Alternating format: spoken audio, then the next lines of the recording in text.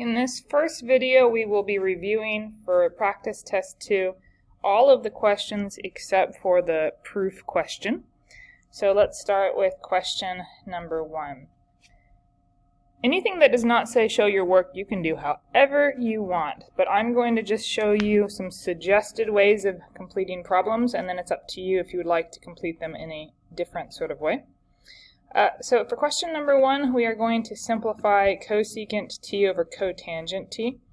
So as I said, you can do this however you want in your work, but what we'd want to start with is simply rewriting the numerator and denominator using fundamental identities. So cosecant t is 1 over sine t, cotangent t is cosine over sine t. Now we have a complex fraction, and you can simplify this complex fraction however you like. You can see a 1 over sine then gets multiplied by sine over cosine, and then we can see that the sine t and sine t cancel, leaving us with 1 over cosine t. Now the directions say with no fractions, so we need to rewrite this 1 over cosine t using a fundamental identity. 1 over cosine is secant, so then our answer is simply going to be secant.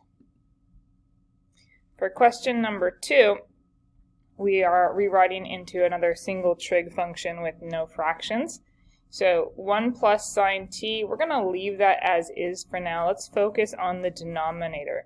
Cosecant t can be rewritten as a 1 over sine t. Let me do this one on the whiteboard. So here's the original problem. I've replaced cosecant t with 1 over sine t, and this is now going to give me a complex fraction. You can clear the complex fraction however you like. I like to multiply by the LCD of all of the little denominators. Here the only little denominator I have is sine t other than 1. So I'm going to multiply by a sine t over sine t. And when you take care of a complex fraction this way, it's generally a good idea to keep the numerator factored so that if you can cancel anything, it will already be factored for you. So when I rewrite the numerator, I'll rewrite it as sine t times 1 plus sine t. And then the denominator, so these are the two right here, still just factored. And then I'm going to multiply sine t times 1 and get sine t. 1 over sine t times sine t is 1. And then this entire factor, 1 plus sine t, and this whole denominator, sine t plus 1, are equal to each other. So then I can cancel these, and my answer is just sine t. So flipping back to my open math, we can see that right here. Sine t is the answer. For question number 3, we have another fraction that will pass through being a complex fraction before we get it fully simplified, so I will do this one also on the board. So what we want to do is focus on the denominator and change secant into 1 over cosine.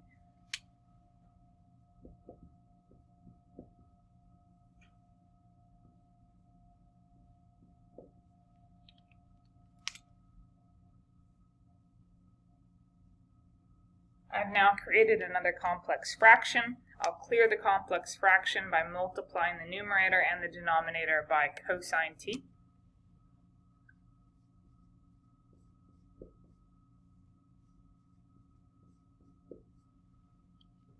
So now my new numerator is simply sine t cosine t.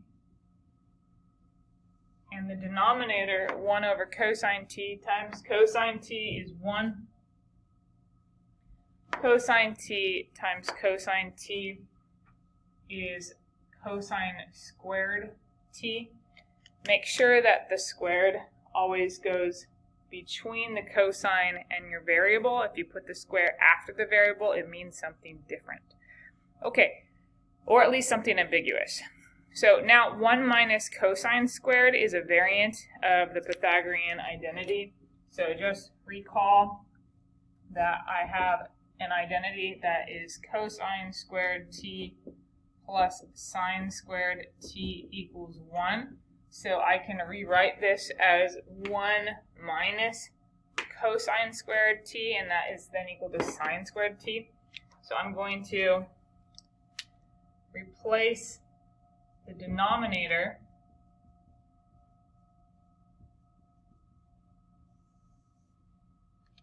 with sine squared t. So now I have a sine t in the numerator that cancels with one of the signs in the denominator. And so then this would simplify to cosine of t over sine of t, but we have to have a single trig function with no fractions for our end result. So cosine over sine is equal to cotangent. Cotangent t then is our final answer. Now, question number 4 is the proof, and it's worth 8% of your test. I'm going to do a separate video for question number 4. So now we're going to move on to question number 5. If you want to know which questions are we going to need to show full work for on the test, they are 4 through 6, 9, and 12 through 14, and question 5 falls in that range. So we'll go ahead and do this on the board. Pay attention in particular to the organization and presentation of my work. This is worth 8 points. It's not just because you need to get a certain answer. It's because you need to show your work in the way that I or the book demonstrates work. So pay very close attention for each of the problems that require work so that you can get full credit for your work. Now, 195 degrees is equal to 390 divided by 2. So you could use a half angle identity, but I think that would not be the most direct route. So I would recommend instead that you use one of the sum identities, particularly the cosine sum identity. You could also do a cosine difference identity. This is the most natural choice, though, for 195. 150 plus 45, so I'm going to focus my technique on using a cosine sum identity here. So the sum and difference identities are found in the back of your book. It's going to look something like this. So our cosine sum is going to be cos minus sine sine. So I'll put that up on the board. So here's cosine 195. We said that this is 150 plus 45. So we need to show 150 and 45 in these values right here. So this is going to be the cosine of 150 plus 45. So show which two angles you're using, and then also show plugging them in. So you do not need to write this. This right here is going to be in your notes or in the book, okay? So you don't have to include that part in your work. I just put that up on the board for your reference. What you do need to show is this. You're going to show taking cosine of whatever it is you have to take cosine of, or it could be sine, and then show splitting it up, and then show plugging in these values to the formula.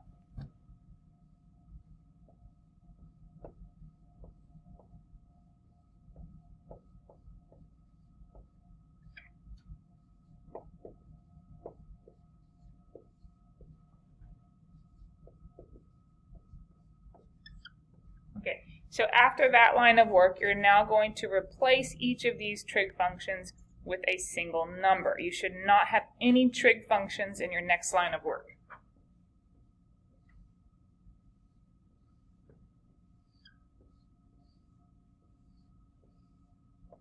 So each of these trig functions gets replaced with a value from the unit circle. The cosine of 150 is negative root 3 over 2. The cosine of 45 is positive root 2 over 2. The sine of 150 is positive 1/2. And the sine of 45 degrees is positive root 2 over 2.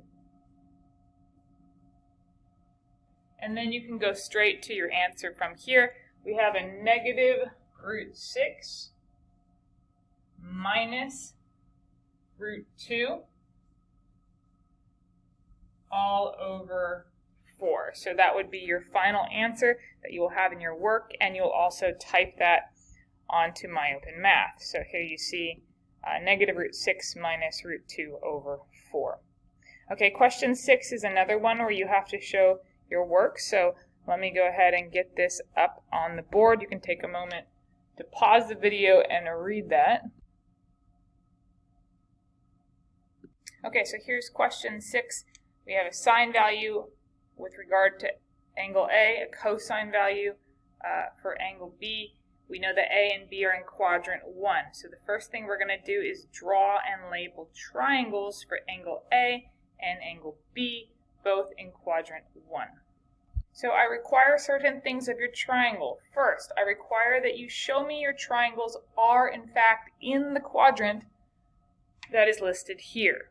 So whichever quadrant is listed, you need to make it clear from your diagram that the triangle is in that quadrant. Second, the triangle must be attached to the origin, and the angle that it corresponds with needs to be listed right there in that particular corner. So that's the corner, the one attached to the origin. That vertex gets labeled with the angle. The third thing you want to include is to make sure that you have a right angle included in each of these. You need to have fully labeled triangles. In addition, we need to include the labels for each of the sides. And sine is opposite over hypotenuse. And cosine is adjacent over hypotenuse. And then to get the third side, you're going to use the Pythagorean theorem. This is a part I do not require work for. You are welcome to show your work for the Pythagorean theorem, but I consider that junior high level geometry. So if you would like to show your work for that, you can. Alternatively, if you want to just type that into the calculator and figure out what your other side is, I'm going to do 7 squared minus 6 squared, which is 13, to determine that the missing side here is the square root of 13. And then here I'm going to have 9 squared minus 8 squared, which is 17. And then my missing side here is the square root of 17. So you do not have to show your work for finding that missing side, but you do need to have fully labeled triangles. Okay, and then the next thing we're going to do is we're going to take sine A plus B and cosine A plus B, and we're going to write out the formula for each of those from the back of the book. Okay, so then after you write out your formulas, you're going to replace each of these trig functions with parentheses.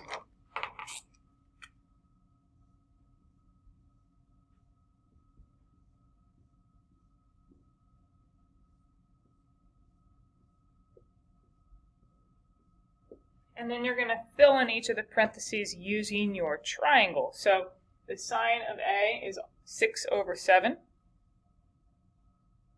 So any occurrence of the sine of A, including down here, gets 6 over 7. The cosine of B is 8 over 9.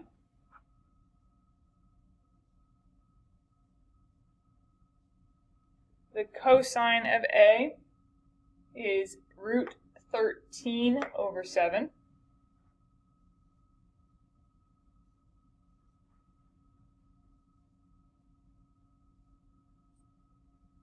The sine of B is root 17 over 9. And now we need to just combine these into one number each.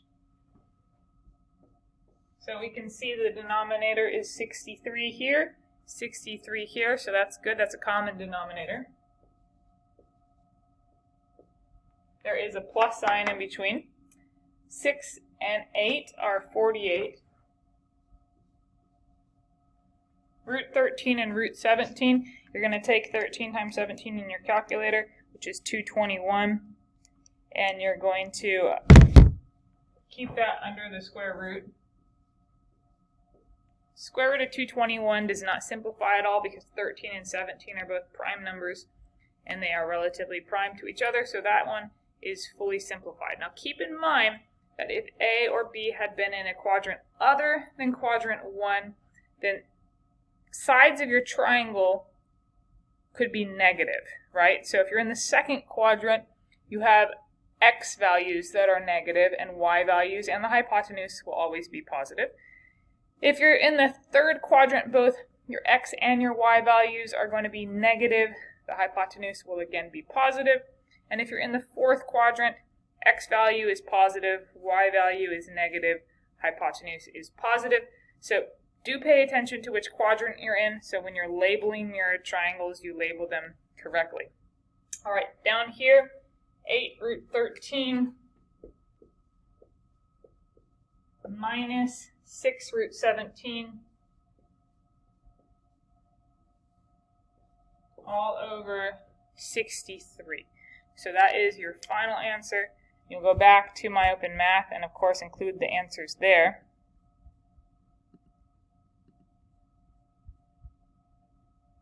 So here you see 48 plus root 221 over 63 and 8 root 13 minus 6 root 17 over 63.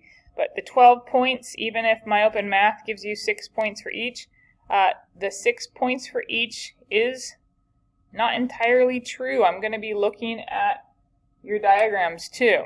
So looking at your diagrams, looking at all your work, making sure all your work lines up with my presentation or something in the book. It has to be matching either my lecture or the book in presentation and organization and notation. Okay, so now we're going to go to some more questions that do not require any work. Let's start with question 7. So here we have the product of two cosine values, and this is where you're going to use a sum to product or product to sum. Since this is a product already, we would want to use product to sum. So here are the product to sum formulas. They are also in the back of the book. In our particular problem, we have the cosine, so we want to use the cosine formula. Now, notice though you also have this 4 out in front. So with this 4 out in front, what that means is you're going to need to ignore it for a little bit. For your work, it will show up out in front. So just focus right here. So I'm going to show work, but you do not need to show work for this because it's not one of the show your work problems. So I'm going to replace cos 45r, cos 12r with the formula for the cosine product, which is going to be the following. So 1/2 times the cosine of a plus b plus cosine a minus b. And so I'm going to take every occurrence of a in the formula and replace it with 45r. Every occurrence of b in the formula gets replaced with 12r. So here's the formula, and now we can simplify further. We have this 4 on the outside that can multiply by this 1/2. Since this 1/2 is in front of the entire bracket, that's going to be a 2 now in front of the bracket.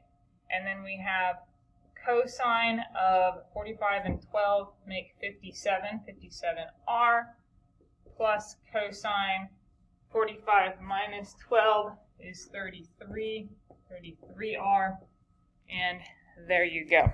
So now going back to My Open Math, the 2 is actually distributed. I didn't know whether the 2 would be distributed or not, so now I'm checking. The 2 is distributed, so we want to go ahead and do that in our work. Not that you have to show work. I just want to make sure that I teach you the correct methods so that you are getting this full credit on the test. So make sure you use the distributive property before you type in your answer. Okay, next is a difference. They call it a sum just because the two titles are product to sum and sum to product.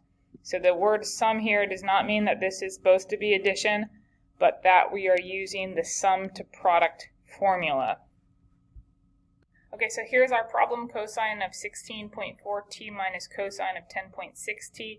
Here's the cosine difference to the sum to product formula for cosine subtraction.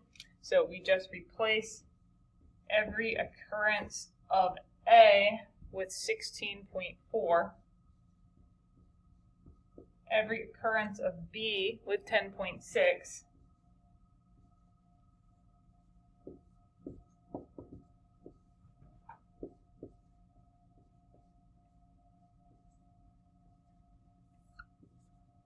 and then we simplify.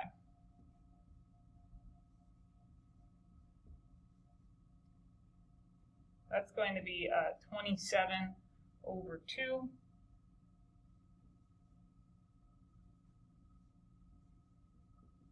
And this one is going to be 5.8 over 2. So we have negative 2 sine 13.5 sine 2.9 right there. Okay. Question number 9 is another show your work problem, so let's go through that one. We'll do that one on the board. This problem requires that we use the half angle identities. You can find these in the back of your book.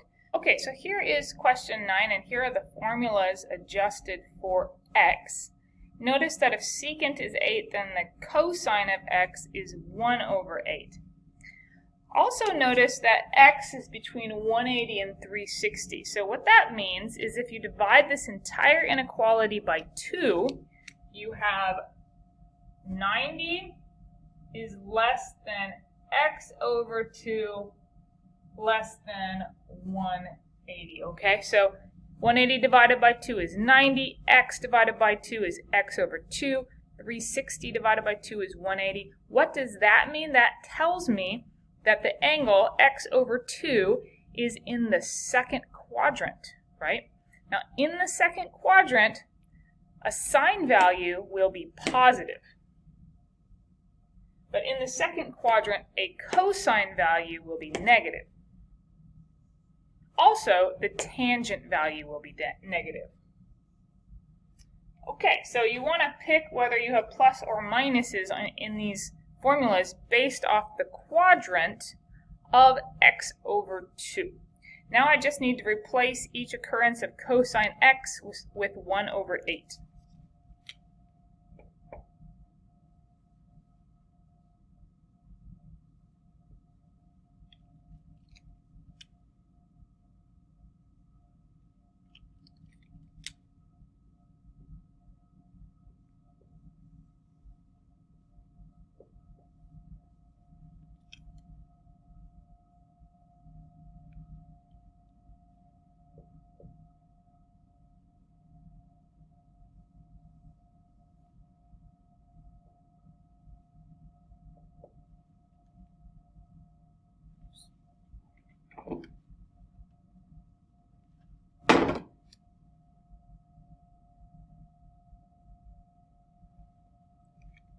Okay, the next thing you need to do is you need to simplify each of these radicals. So first I'm going to deal with the complex fraction. I'm going to extend these radical bars a bit, and I'm going to multiply by 8 over 8. And then for my numerator, I'll have 8 minus 1, which is 7. And for my denominator, 2 times 8 is 16. The square root of 16 is 4. So now the radical is only in the numerator, not also in the denominator. Over here, I end up with 8 plus 1, which is 9, and the square root of 9 is 3. Denominator is 4. This one right here, oops, I made a mistake. Did you see what I did? You see this negative right here? I forgot to include it right over here. So let me do that. This negative is muy importante. Très important. Very important. I said that in 3 languages, so maybe you remember. Don't drop your negatives. Okay, so over here now,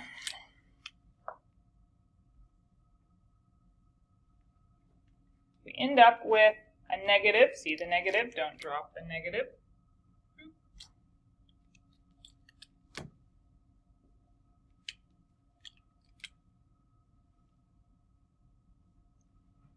And we have 8 minus 1 again, which is the square root of 7.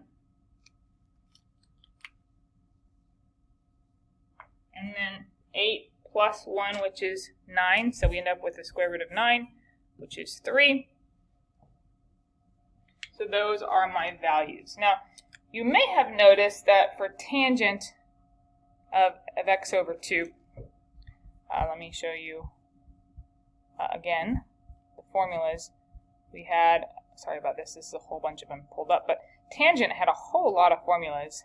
Why did I choose the one with the square root when there were 2 options without square roots? Well, because these 2 options required that I had sine of a. And while I could go and get the sine of a, it would require me to draw a triangle, and then I would have to find the missing side, which, by the way, the missing side is not an integer length. It was an irrational number, square root of 63.